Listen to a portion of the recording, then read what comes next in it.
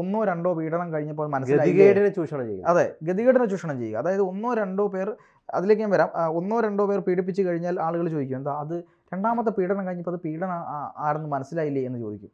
ഇപ്പോൾ ഒരു സെലിബ്രിറ്റിയായ നടിയോ സിനിമാ നടിയോ മറ്റുള്ള ആളുകൾക്കൊക്കെ ആണെങ്കിൽ അവർക്കത് പറയാൻ സ്പേസുകളുണ്ട്, എപ്പോഴും വേണമെങ്കിലും അത് തുറന്നു പറയാം.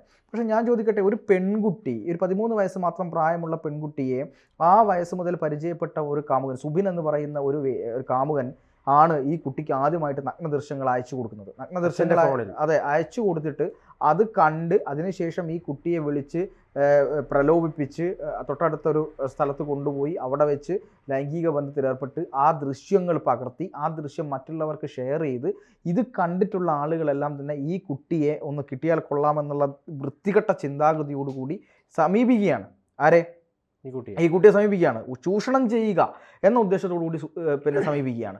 അങ്ങനെ ഈ നഗ്നദൃശ്യങ്ങൾ പലരും വാങ്ങിയിട്ട് ഈ കുട്ടിക്ക് തന്നെ കാണിച്ചു കൊടുക്കുകയും ഇത് പരസ്യപ്പെടുത്തും വന്നില്ലെങ്കിൽ എന്ന് പറഞ്ഞ് ഭീഷണിപ്പെടുത്തി കൊണ്ടുപോയി പീഡിപ്പിക്കുക. 3-4 ആളുകൾ ചേർന്നുകൊണ്ട് ഒരു സംഘത്തെ പോലെ പ്രവർത്തിച്ച് റബ്ബർ തോട്ടത്തിൽ കൊണ്ടുപോയി ബലാത്സംഗത്തിന് തുല്യമായ രീതിയിലേക്ക്, ബലാത്സംഗം തന്നെയാണത്, റാപ്പ് എന്ന് നമുക്ക് പറയാം. കാരണം ഒരാളെ മാനസികമായും പീഡനം നടന്നതാണ് പുതിയ ഒടുവിൽ കിട്ടുന്ന റിപ്പോർട്ട് എന്ന് പറയുന്നത്. അതെ, ഈ മാനസികമായി സമ്മർദ്ദത്തിൽപ്പെടുത്തുകയാണല്ലോ, മാനസികമായി സമ്മർദ്ദത്തിൽപ്പെടുത്തി പേടിപ്പിച്ച് കൊണ്ടുപോയിട്ട് അവിടെ കുറേ ആളുകൾ കാത്തു നിൽക്കുന്നു. എന്നിട്ട് ഇവരെല്ലാം കൂടി ഈ കുട്ടിയെ പീഡിപ്പിക്കുന്നു. എന്നിട്ട് ഒന്നും അറിയാത്ത പോലെ പോകുന്നു.